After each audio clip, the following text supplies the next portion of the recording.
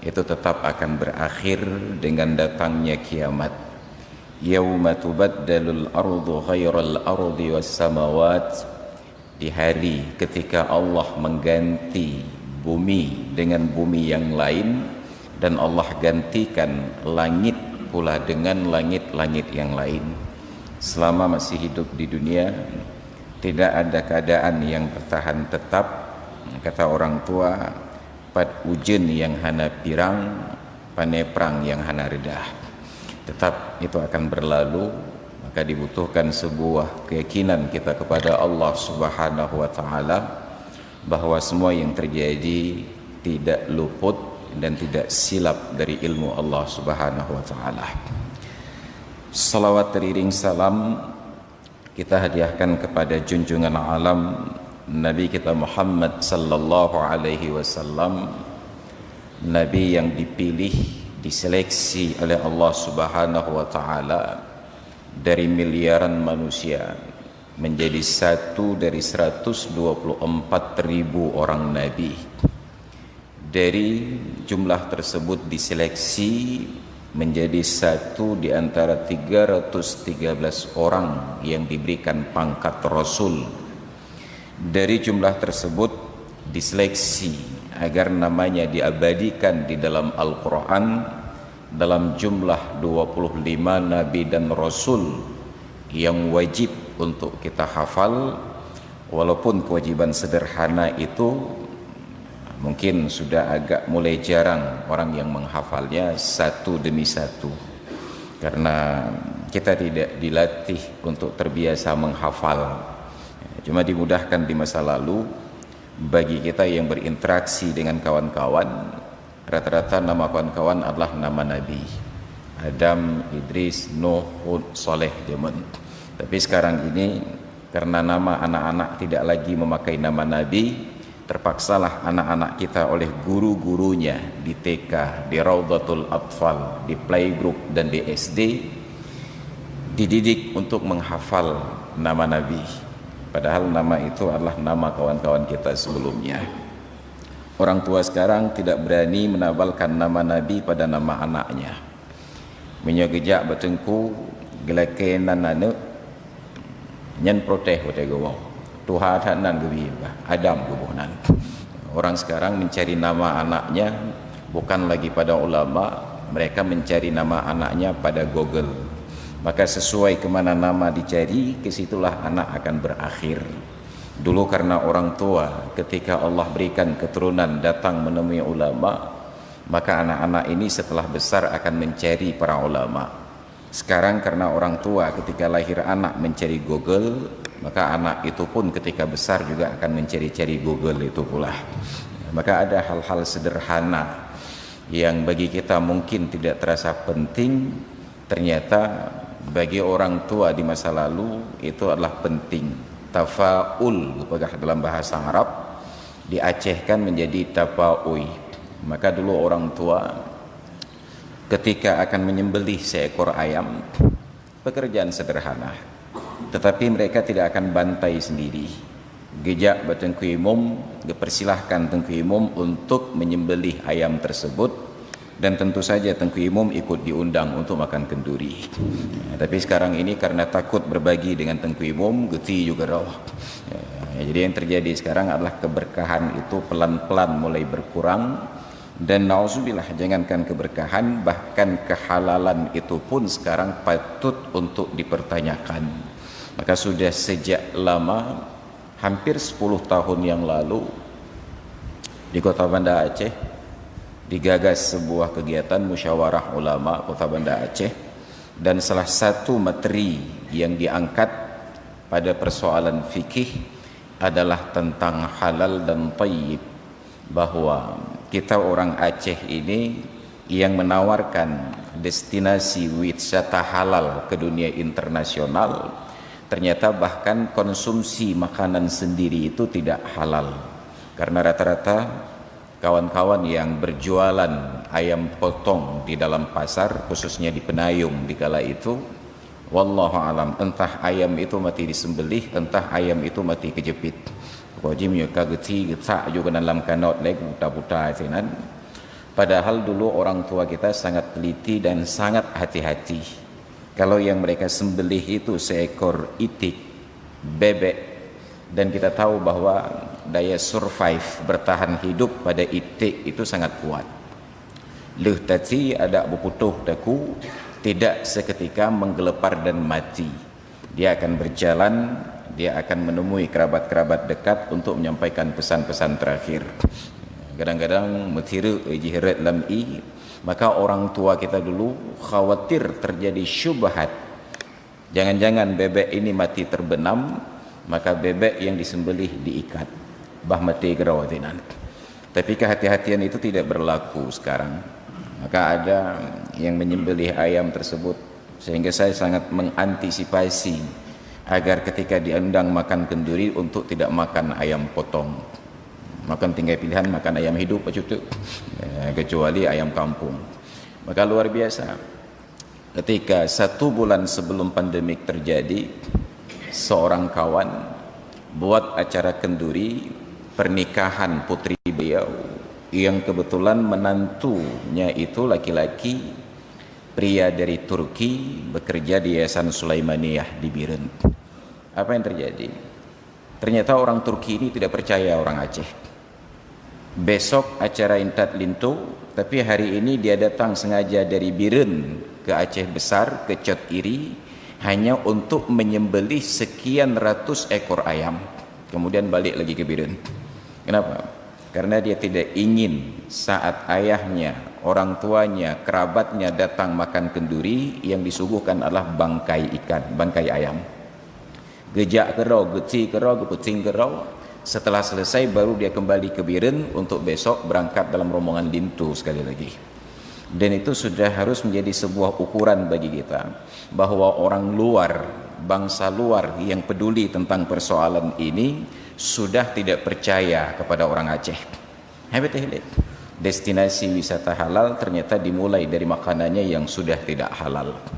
Kita beribadah hari ini, sholat subuh berjamaah, dan kita tidak pernah mempertanyakan apakah pakaian yang kita kenakan ini suci, sesuai dengan kriteria untuk beribadat atau tidak. Padahal prinsip dasar dalam agama diingatkan, wa thiyabaka fatahhir, dan pakaianmu sucikanlah. Makanya dalam Islam dianjurkan agar sering-sering memakai yang berwarna putih. Fa inna min khairi thiyabikum al-bayadu, maka sesungguhnya pakaian kalian yang paling bagus itu adalah yang berwarna putih. Wa kaffinu fiha mautakum, dan kafankanlah dalam pakaian yang berwarna putih itu orang-orang yang meninggal di antara kalian. Orang meninggal sangat patuh, mereka tidak pernah membantah putih tajuk putih itu, hantam lagi yang lain. Tapi orang yang hidup sudah mulai berganti dengan warna-warna yang lain. Kenapa Nabi instruksikan yang putih? Karena yang putih itu apabila terjadi noda cepat terdeteksi dan cepat terlihat. Maka orang yang memakai baju putih akan terlihat gagah, ciba dah hujui bawa karo. Tapi menantasuk yang hitam-hitam, lagi-lagi lain baju agak mendukun. Maka yang putih-putih tersebut ada nilai-nilai keindahan. Walaupun Nabi tidak mengharuskan orang meninggal berbaju putih, cuma disunatkan sebaik-baik kain kafan adalah baju yang berwarna putih. Sedangkan kita hanya putih saja tapi tidak pakai baju, kain begitu saja, dan diusahakan yang baru. Padahal Nabi sudah ingatkan, al-hayyu ahaqqu bil jadid, orang yang hidup lebih berhak memakai yang baru daripada orang yang meninggal dunia. Maka seharusnya yang meninggal dunia tidak diberikan kain kafan yang baru. Yang meninggal dunia dikafankan dalam baju yang seumur hidupnya sering dipakai untuk beribadat di dalam pakaian tersebut.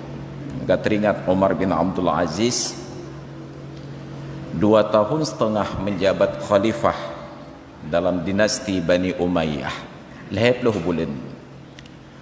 Di hari menjelang ajal, beliau berwasiat kepada istrinya Fatimah binti Abdul Malik bin Marwan, "Dek, kalau nanti saya meninggal dunia, tolong kafankan saya dalam baju yang selama 2,5 tahun ini saya pakai untuk melayani umat.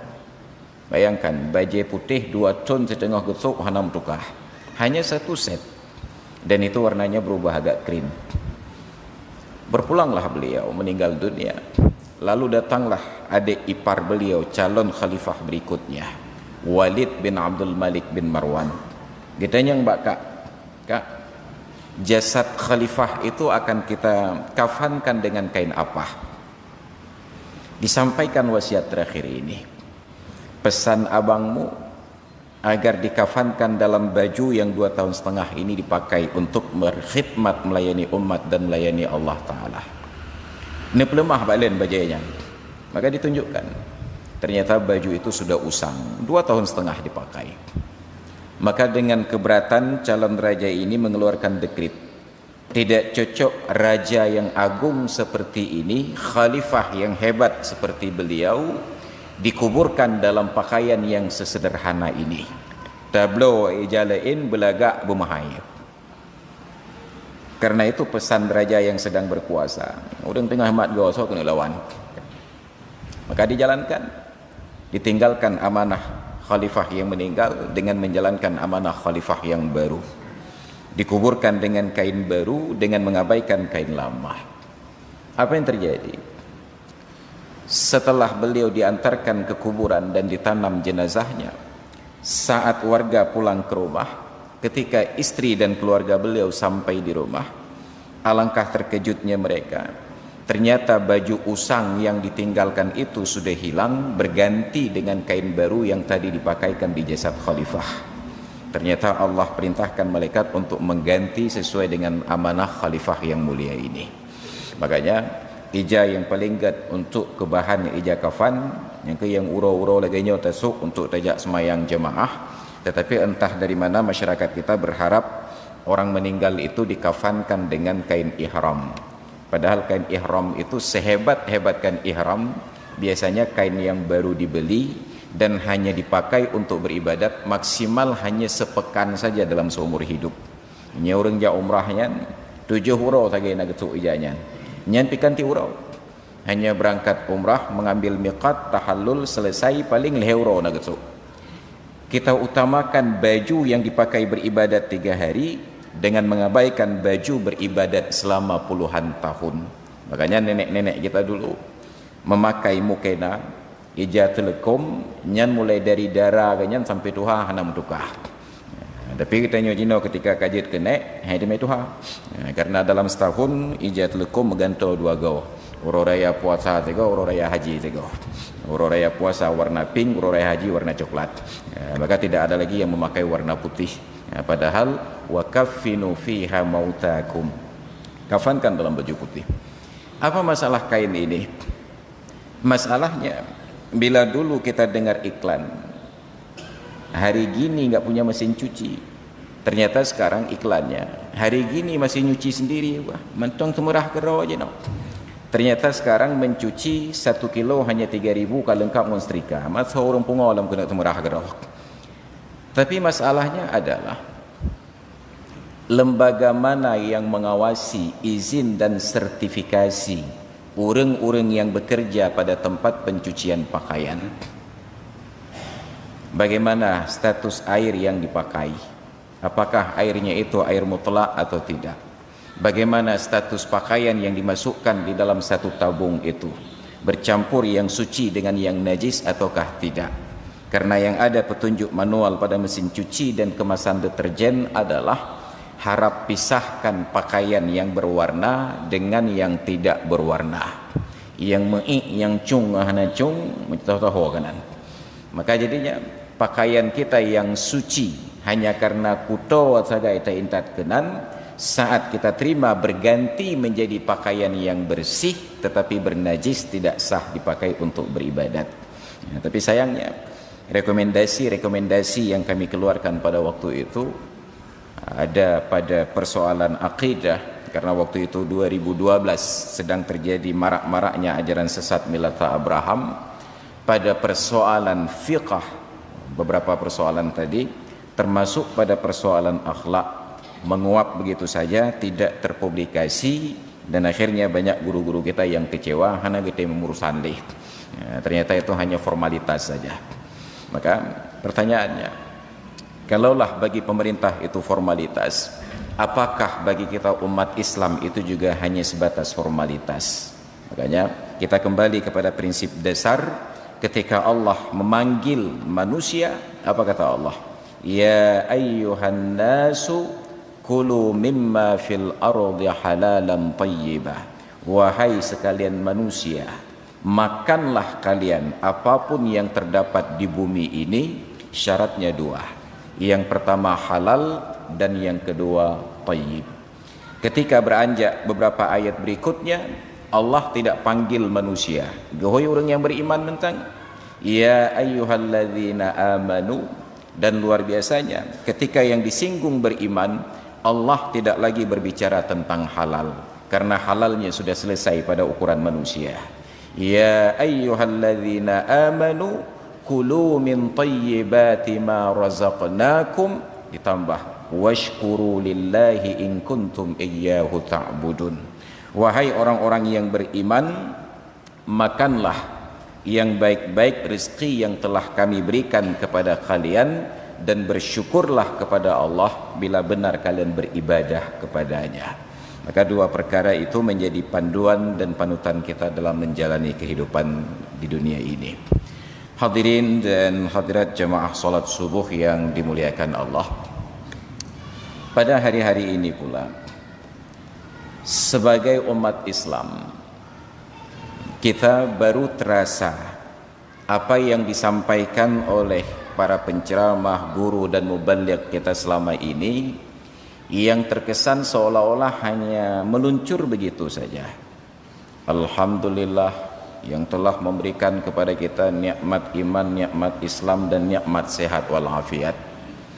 Kain tadi ngabarkan bagi kami yang tinggal di pesantren di daerah Harap Bandung, yang mukaddimah pidatonya tetap tapi nikmat iman, nikmat Islam, nikmat sehat walafiat. Baru sekarang tiga nikmat itu terjabarkan dengan sangat terang dan nyata di depan mata.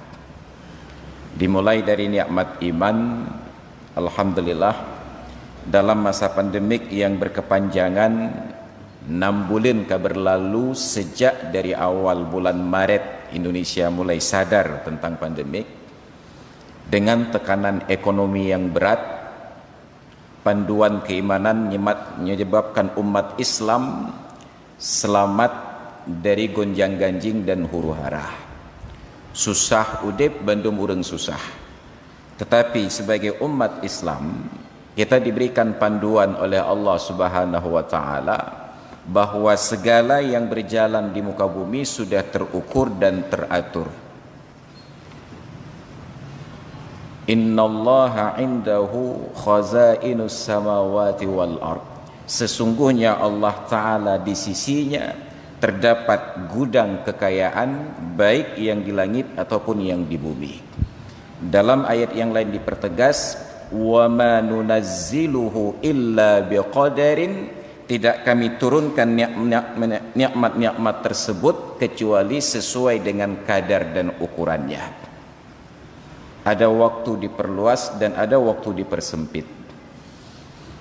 Barulah kita sadar petunjuk Islam, andai kata tahu kepada hadis Rasulullah sallallahu alaihi wasallam, tidak ada sesuatu yang mengkhawatirkan bagi umat Islam yang hidup hari ini, karena beliau gambarkan nikmat itu dalam bahasa yang sederhana sekali. Man asbaha minkum aminan fi sirbihi wa muafiyan fi jasadihi wa indahu qutu yaumihi faka'annama hizat lahud dunya.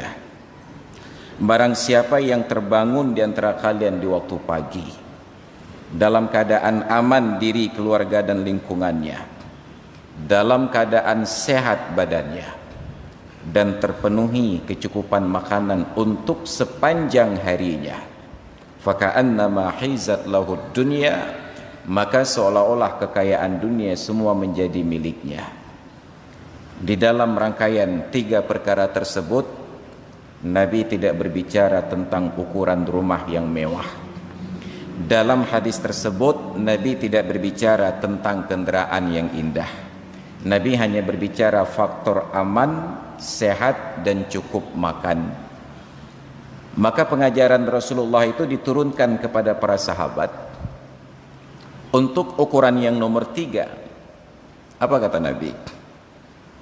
Beliau ingatkan para sahabat, jangan sampai di waktu matahari terbenam masih ada makanan yang menginap. Atailub matawraw, baikna li makanan di rumah. Ternyata ada keadilan. Sebahagian dari sahabat-sahabat Nabi ini jomblo. Mereka tidak punya rumah tangga, tidak punya keluarga, dan mereka tinggal di Masjid Nabawi. Mereka ini dikenal dalam sejarah sebagai Ahlus Suffah. Ada Abu Hurairah Ad-Dusi dan lain sebagainya. Mereka ini orang-orang yang di dalam hidupnya termasuk diapresiasi oleh Allah di dalam ayat Al-Quran,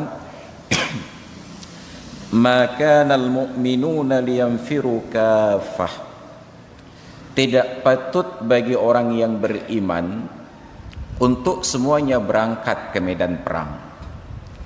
Falaula nafara min kulli firqatin minhum ta'ifatul liyatafaqahu fid din.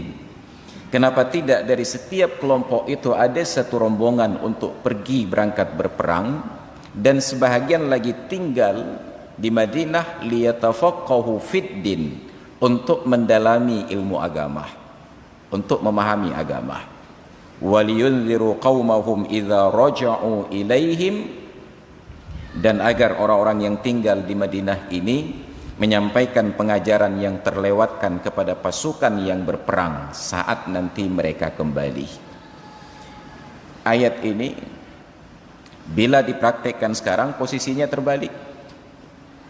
Hana patut bandum urang tinggal dalam kampung, pakan hanladum berangkat untuk menuntut ilmu, agar setelah alim pulang kampung menyampaikan informasi dan pengajaran kepada kaumnya. Tapi ayat ini dulu turun karena Nabi masih hidup dan Nabi tidak terlibat dalam semua peperangan. Kita baca dalam sejarah Al-Maghazi, peperangan Rasulullah dibagi 2 kategori. Nah, perang yang Nabi ikut saja disebut ghazwah. Ada perang yang Nabi tidak ikut di dalamnya, disebut dengan sariyah. Dikirim komandan pasukan untuk mengawal. Maka ketika Nabi tidak ikut dalam peperangan, dipegahlah Allah, tidak patut bagi umat Islam seluruhnya berangkat. Tinggal sebahagian mendampingi Nabi, agar di saat nanti turun wahyu-wahyu Al-Quran, maka wahyu Al-Quran itu tetap diriwayatkan dengan standar yang mutawatir. Ramai orang yang dengar. Di dalam rombongan yang ramai itu terdapatlah Abu Hurairah Ad-Dusi. Beliau tinggal di Masjid Nabawi. Maka dalam sebuah riwayat, suatu malam selesai sholat Isya, ada sekitar 8 orang sahabat duduk di dalam masjid dengan menahan lapar. Duduk.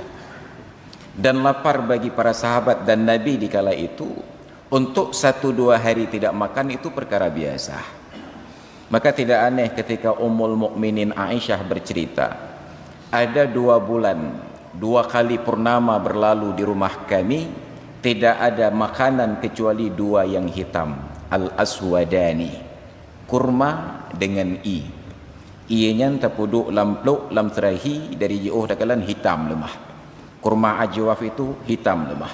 Bayangkan di rumah Nabi yang pangkat akhirat seorang rasul, pangkat dunia seorang presiden, bak rumah ganyan yang paling dicintai, ternyata makanan hanya ada kurma dengan air saja. 2 bulan waktu berlalu, makan kurma saja itu cukup bagi mereka. Maka 3 hari tidak makan itu masih perkara yang wajar. Sahabat itu akan mengikat batu di atas perutnya agar tidak masuk angin. Tapi malam ini sudah sangat berat rasa lapar mereka yang mendera. Tiba-tiba di keheningan malam itu datang seorang sahabat yang lain mengantarkan sebuah roti goharam, ya. Begitu diletakkan dalam sufrah, ada semacam talam dari kulit yang sering dipakai oleh musafir. terlihatlah bahwa roti itu tidak akan mengenyangkan untuk setengah dari 8 orang. Be'an 8 muput rohan roh. Dunglah maka ego. Maka akhirnya diletakkan roti itu di atas dan mereka menanti tanpa ada yang berani untuk memulai. Mekalan-kalan. Ada semacam tradisi isar di kalangan para sahabat. Wa yu'thiruna ala anfusihim walau kana bihim khasasah. Mendahulukan orang lain daripada kebutuhan mereka sendiri. Kata Abu Hurairah, nampaknya selama pelita masih menyala dan wajah masih terlihat, tidak akan ada yang berani untuk memulai makan makanan ini. Nyota pulen panyot ini. Maka dipadamkanlah pelita tersebut. Tiba-tiba terdengar suara tangan beradu dengan meja, geretak-geretuk, geretak-geretuk. Ketika durasi waktu makanan itu dirasa selesai, pelita pun dinyalakan. Dan luar biasanya, roti itu tidak berkurang sama sekali. Kenapa? Ternyata tidak ada yang makan sama sekali. Macit pucit subabah mencep-cep meja madu dengan jarau benar. Rupanya masing-masing sahabat ini bersikap seolah-olah sedang makan agar sahabatnya itu merasa nyaman untuk makan. Ternyata bandung menan pikiran. Nyoba adanya habis puklung panggang. Maka melihat makanan utuh, tidak ada yang makan, semua mempunyai pemikiran yang sama. Kebahagiaan itu menyeruak di dalam hati mereka dan mereka merasa kenyang. Ini pelajaran yang diwariskan oleh Rasulullah kepada para sahabat dari masa lalu. Jangan ada makanan yang menginap di waktu malam. Kita sekarang ini, kalaulah jam 10 malam pulang ke rumah tidak ada makanan, tetapi lau pekan sigli untuk ya belum mie goreng, buah manok, kocok, apa yang jenis. Kenapa? Ada sebuah tradisi warisan Rasulullah, bukan warisan Rasulullah, sunnatullah terhadap manusia yang kita abaikan. Wa ja'alna al-laila libasa wa ja'alna an-nahara ma'asha. Kami jadikan malam itu sebagai pakaian untuk kalian istirahat. Wa ja'alna naumakum subata. Kami jadikan tidur kalian itu subata, sebagai istirahat. Maka dalam hitungan hari yang sepekan, uro yang ketujuhnya kepenan dengan uro Sabtu, istirahat. Ahad, Isnin, Sulasa, Arbi'a, Khamis, Jumat, Sabtu, uro istirahat. Satu di antara dua nama hari yang diabadikan di dalam Al-Quran. Yang pertama hari Jumat hanya satu kali disebut oleh Allah dalam surat Al-Jumu'at. Ya ayyuhalladzina amanu idza nudiya lis-salati min yaumil jumu'ah. Yang kedua urus Sabtu. 7 go ketaah oleh Allah di dalam Al-Quran. Dimulai dari surat Al-Baqarah. Wa laqad alimtumul ladzina i'tadaw minkum fis sabti. Sungguh kalian sudah mengetahui nasib orang yang melanggar kehormatan hari Sabtu di antara kalian.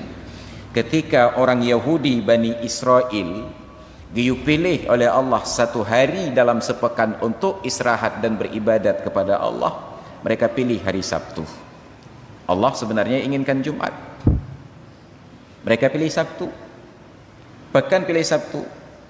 Dijawab oleh seorang Yahudi kepada Sayyidina Ali, kenapa kalian libur hari Sabtu? Yahudinya gebalah teman yang Bang Ali, wahai Ali, dalam Al-Quran yang Allah turunkan kepada kalian, berapa lama Allah ciptakan langit dan bumi? Ali menjawab, fi sittati ayyamin, dalam masa 6 hari, Ahad sampai dengan Jumat. Pegang Yahudinya, makanya kami Yahudi, karena yakin Allah bekerja dari Ahad sampai Jumat, kami memilih beristirahat dan beribadat di hari Sabtu ketika Allah juga sedang istirahat. Jadi menurut Yahudi, Allah Ta'ala puji langit dengan bumi dan bawah. Urus Sabtu istirahat Allah Ta'ala. Jadi karena keyakinan mereka itu, maka dihukum oleh Allah. Okey, kalau kalian pilih hari Sabtu untuk istirahat dan ibadat, maka hari Sabtu tidak boleh ada yang bekerja. Dan mereka saat itu tinggal di tepi pantai perkampungan Ailah. was'alil qaryata allati kanat hadiratal bahri idh yu'duna fi sabti kita ahlam nan uro sabtu idh ta'tihim hitanuhum yawma sabtihim syurra'a ketika di hari Sabtu itu ikan-ikan masuk sampai ke selokan-selokan wa yawma la yasbituna la ta'tihim dan pada selain hari Sabtu hanya dekat angkut kita mau angkut lamparit tapi Allah larang hari Sabtu tidak boleh mengambil ikan diangkut uro Sabtu yang itika selain hari Sabtu ikan hilang sampai ke palung laut sakit oleh Yahudi dipikir lewatnya nyo uro Sabtu hanjit tercok engkot ibu suum dah nyo nyo kibancara apa je tercok engkot duduk musyawarah mereka diambil kesimpulan kita hargai hari Sabtu tersebut untuk tidak mencari ikan tetapi hari Jumat sore kita pasang perangkap hari Ahad pagi kita angkat bahkan uro Sabtu ibu suum kita nyoleh engkot uro Ahad tak suum engkot dan ternyata upaya mereka ini dianggap makar oleh Allah dilaknat sebahagian menjadi kera dan sebahagian menjadi babi faja'alna minhumul qiradata wal khanazir kami laknat sebagian mereka menjadi kera dan menjadi babi kita umat Islam diatur oleh Allah manusia diatur oleh Allah malam untuk istirahat malam untuk kita berada di dalam rumah tidur sebagai istirahat siang untuk mencari penghidupan maka diapresiasi orang yang bangun di waktu pagi di dalam doa Rasulullah burika ummati fi bukurihim semoga umatku diberkahi oleh Allah di waktu pagi mereka timbullah masalah ketika kepatuhan kepada sistem yang dibangun oleh Rasulullah tidak berjalan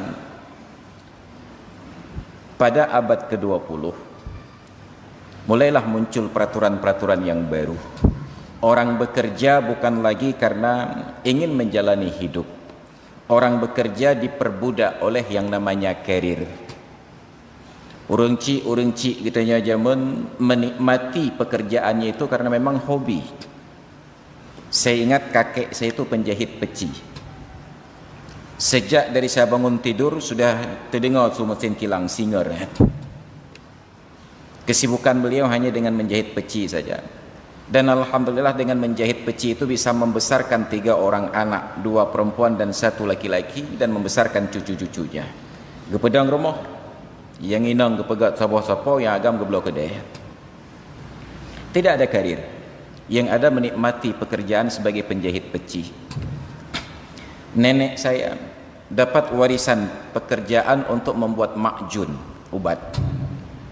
ubatnya tak gengkat tapi dengan sistem penjualan yang tidak masuk logika siapapun termasuk ibu saya yang putri beliau apa kata beliau setiap datang orang tua untuk menjajakan obatnya diberikan dalam jumlah yang banyak menyopeng juta diberikan kepada orang tersebut nyopat ubat mengkebah badan netulung mekat menyopanjang umur na rezeki negeri sanintat menyohana kalau ni terdekat tidak pernah kembali ibu saya menggugat mak menyabih umur ganyan kan masih ada ahli waris untuk membayar apa kata beliau rezeki kita tidak akan kemana tapi bila kita perberat orang itu untuk diantarkan oleh ahli warisnya maka rezeki kita pun menjadi lebih berat kata nenek saya berhasil hidup sampai meninggal dunia dalam keadaan baik-baik saja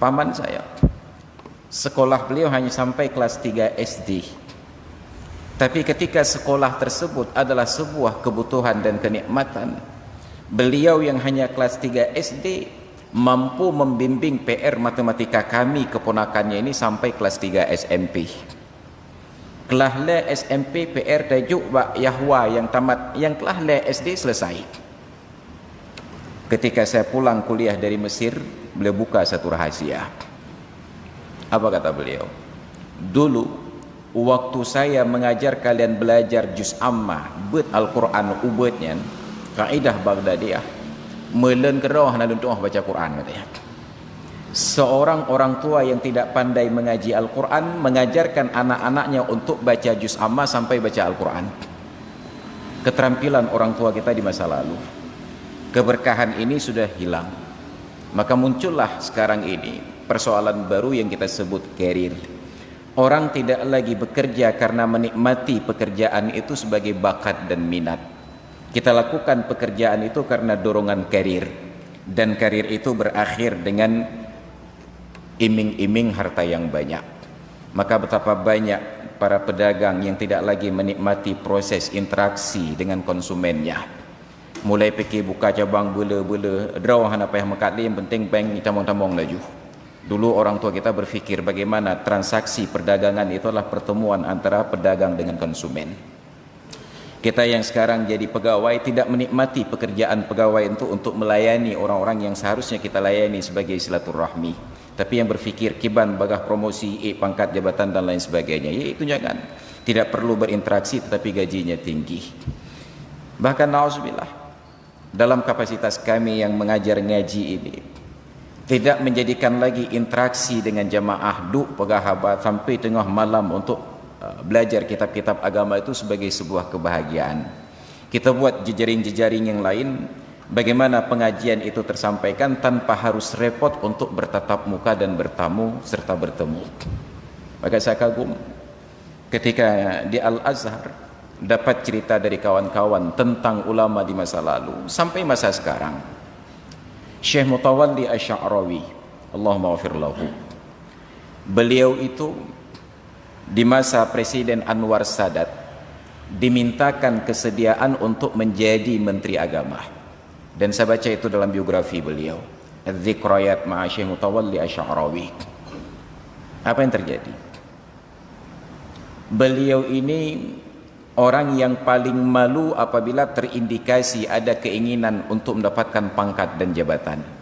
Karena kapasitas kealiman beliau digadang-gadangkan untuk menjadi Syekhul Azhar dan tidak terpilih. Beliau tidak ingin seolah-olah itu menjadi beban. Maka sejak direncanakan menjadi Syekhul Azhar, beliau tidak lagi memakai peci identitas Al-Azhar yang warna merah dililit kain putih. Beliau hanya pakai peci putih saja. Kenapa? Beliau ingin sampaikan pesan ke setiap orang. Saya tidak punya keinginan untuk mendapatkan pangkat. Pakai putih biasa. Sampai akhirnya Anwar Sadat berkuasa. Dia datang menemui Syekh Mutawalli Asy'arawi. Tuan Guru, tolong bantu saya untuk menjadi Menteri Agama. Wizaratul Awqaf, Kementerian Urusan Wakaf. Apa kata beliau? Saya tidak mencari ilmu ini untuk mendapatkan pangkat dan jabatan. Saya menuntut ilmu selama ini agar setiap solat berjamaah 5 waktu bisa hadir ke masjid di samping rumah. Setelah selesai solat bisa membimbing jamaah untuk pengajian tafsir. Maka divideokan, didokumentasikan pengajian tafsir beliau itu. Sangat menarik. Hanya masalahnya adalah beliau tidak konsisten dengan bahasa Arab Fushah. 15 menit maksimal dengan bahasa Arab Fushah, dan itu bahasa Mesir juga. Tapi karena presiden ini berulang-ulang menelpon, maka akhirnya presiden benar-benar datang ke rumah beliau. Beliau duduk di atas kursinya, presiden bersimpuh di lantai. Anwar Sadat, kepegah, gemat batunya. Tuan Guru, kalau Anda tidak bersedia menjadi Menteri Agama, maka saya pun tidak bersedia jadi presiden. Saya akan mundur. Melihat keikhlasan Presiden Anwar Sadat ini, akhirnya beliau menyerah dengan satu syarat. Saya bersedia menjadi Menteri Agama di kabinet Anda dengan catatan semua para ulama tahanan politik dikeluarkan dari penjara. Ikhwanul Muslim, diterima oleh Presiden ini. Yang penting Anda jadi Menteri Agama. Peleh bandung tahanan politik, dan beliau jadi Menteri Agama. Syarat yang kedua kata beliau, saya tidak mau berpindah tempat dari lokasi saya tinggal sekarang ke ibu kota negara. Kapanpun perlu saya akan datang, tapi jangan jauhkan saya dari masyarakat saya. Berjalan. Tapi hari demi hari beliau merasakan keganjilan bahwa rumah beliau yang selama ini keluar masuk warga masyarakat dengan berbagai kebutuhan, kenduri ti uro geti kambing rumah kenyan untuk jamaah yang tekah. Maka orang Arab itu menyebutkan orang dermawan dengan sebutan katsirur rahmat, lecat abedapu. Ti uro tagun bu untuk jamaah yang tekah.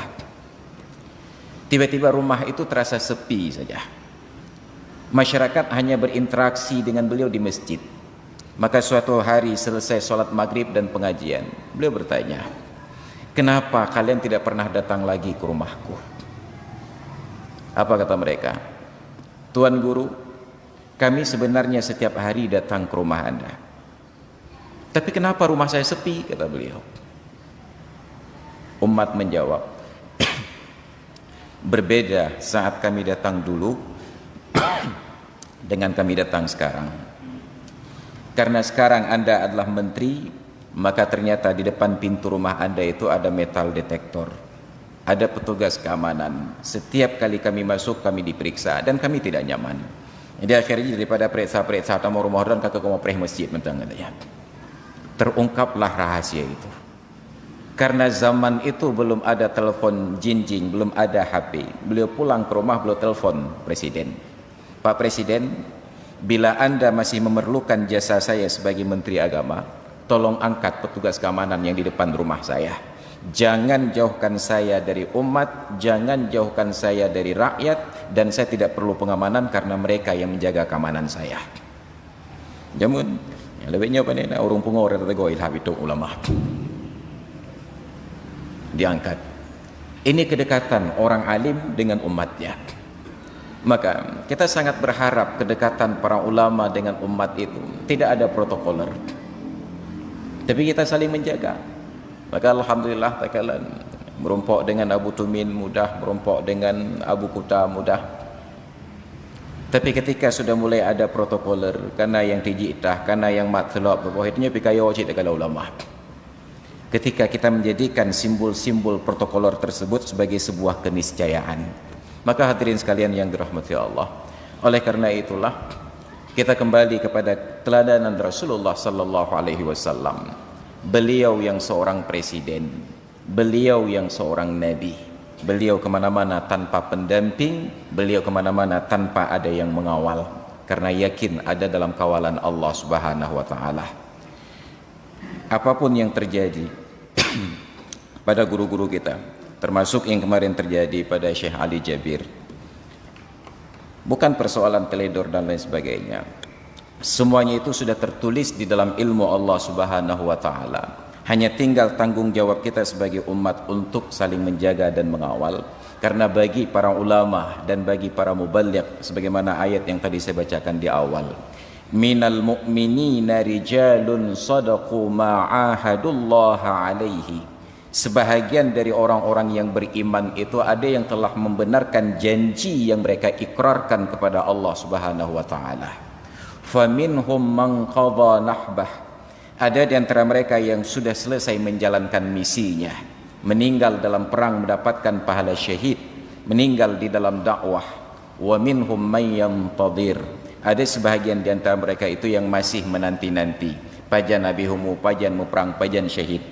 Wa ma baddalu tabdila, dan kondisi gonjang-ganjing dunia tidak akan menggoyahkan pendirian dan sikap mereka, tetap menyampaikan kebenaran, menyampaikan dakwah dan membimbing umat.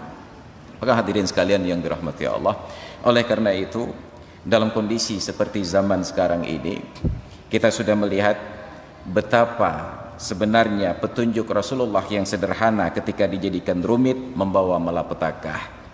Karena pandemik, anak-anak tidak sekolah. Beberapa hari yang lalu di Jakarta orang tua membantai anaknya. Baru terasa berat mendidik anak. Dua ro saja anak gedidik kero ngangga penyampuh ke kok mati. Maka menjadi gagal ipoh le guru batikula hajit tajuk. Tapi kita menggugat guru. Kenapa terjadi kekerasan? Ternyata kekerasan terjadi karena ada target yang dipasang. Dia harus bisa, dia harus bisa. Maka guru kita dari dulu mengingatkan, ajarlah anak didik, tugasmu hanya sebatas untuk mengajar, bukan menjadikan mereka orang alim. Bila dalam benakmu ada keinginan anak-anak menjadi alim, maka engkau akan bertindak keras kepada mereka, dan itu akan menjauhkan dari hikmah. Rasulullah hanya paksa sahabat mapai. Rasulullah tidak pernah memaksa sahabat untuk mendidik generasi tabi'in dengan cara-cara yang keras. Pendidikan itu dengan cara-cara yang menyentuh hati nurani, dengan akhlak. Ar-rahimuna yarhamuhumur rahman irhamu man fil ard yarhamukum man fis sama. Orang yang dalam hatinya penuh kasih sayang akan disayangi oleh Allah yang Maha Penyayang. Sayangilah makhluk yang di bumi, maka insyaallah yang di langit akan sayang kepada kalian. Maka sebagai penutup dari uraian pada pagi hari ini, ada sebuah momen kemarin subuh, ada tausiah pagi di Masjid Al-Furqan Berawi. Selesai sholat, kami keluar untuk makan sarapan pagi di daerah Nesu. Ketika sedang duduk di warung, terjadi insiden. Seorang bapak-bapak curhat istrinya di atas becak dengan hujan gerimis sambil gendong anak. Saya tidak perhatikan dari awal. Di pertengahan diskusi itu baru saya tahu, ternyata istri bapak ini sudah pecah ketuban akan melahirkan, tapi tidak ada klinik yang buka di waktu pagi. Beliau tunjukkan kartu BPJS-nya dengan irama-irama yang kabengeh lah, agak sedikit rawan. Akhirnya kami arahkan untuk menuju ke rumah sakit terdekat. Berjalanlah beliau. Selesai sarapan, kami lanjutkan perjalanan dengan mobil kawan ini. Dalam perjalanan terlihatlah bapak ini panik, mau rumah sakit anak ke depan nih. Beliau tinggal di daerah Peniti tapi tidak tahu lagi di mana rumah sakit Pertamedika. Maka kami bimbing arahkan pelan-pelan. Apa yang mengagumkan? Bahwa orang-orang yang mendampingi saya dalam mobil itu sebenarnya orang sibuk, bisnismen, orang yang minta belanja dalam jumlah jutaan dalam hitungan jam. Tetapi waktu yang sangat berharga tersebut tidak mereka pandang berharga ketika melihat ada seorang tukang becak, istrinya yang sedang pecah ketuban di atas becak, tidak mendapatkan pelayanan, diantarkan, dibimbing pelan-pelan sampai diantarkan ke rumah sakit dan diterima. Saya kagum, di tengah hiruk pikuk dunia ketika semuanya diukur dengan uang, ada orang-orang yang masih mempunyai nilai kemanusiaan. Sehingga dalam perjalanan mengikuti becak tersebut, saya ajak mereka berdiskusi. Bayangkan, tekedinyan gitanyo dalam posisi tukang becak dan nyan perumoh gitanyo anak banyak tiro dalam hujan gerimis rintik-rintik sudah pecah ketuban. Apa yang harus kita lakukan? Dan beliau bukan warga Aceh, pendatang yang bekerja di Aceh. Alhamdulillah, hal-hal kecil demikian menjadi motivasi dalam hidup kita, bahwa walaupun hidup ini berat, sebagai orang yang beriman kita masih peduli untuk mau melihat. Apa yang kita ambil hikmahnya? Tantangan yang seperti inilah menyebabkan orang laki-laki kadang-kadang bertindak kasar terhadap istri dan anaknya. Kondisi keras seperti inilah yang kadang-kadang menjadikan seorang ibu seperti harimau untuk anak-anaknya. Tapi ketika ada lingkungan sekitar yang ikut membantu, maka bapak yang keras hati ini sebagai tukang becak, begitu kami kumpulkan uang salah kadar untuk dimasukkan dalam kantong beliau, dari bicara kasar temenak, tiba-tiba air matanya luruh. Kalaulah bukan karena memikir badan beliau yang basah, beliau akan rangkul kami untuk dipeluk satu demi satu. Kita lupa bahwa hal seperti inilah yang mengikat imun dan memperkuat iman kita. Hal seperti inilah yang menyelamatkan kita dari musibah dan bala yang Allah turunkan. Maka hadirin kaum muslimin yang dirahmati Allah, jangan lupa dalam keterburuan kita ada hak hamba Allah lain yang harus kita perhatikan. Ada pemekarat tapi yuh takalan urung menau, insyaallah ada hana pelain etikra doa truk ba Allah taala. Mudah-mudahan pertemuan ini diberkahi oleh Allah Subhanahu wa taala. Amin ya rabbal alamin. Hadirin dan hadirat sekalian yang dirahmati Allah, lebih dan kurang saya mohon maaf. Akhirul kalam, hadanallahu wa iyyakum ajma'in. Assalamualaikum warahmatullahi wabarakatuh.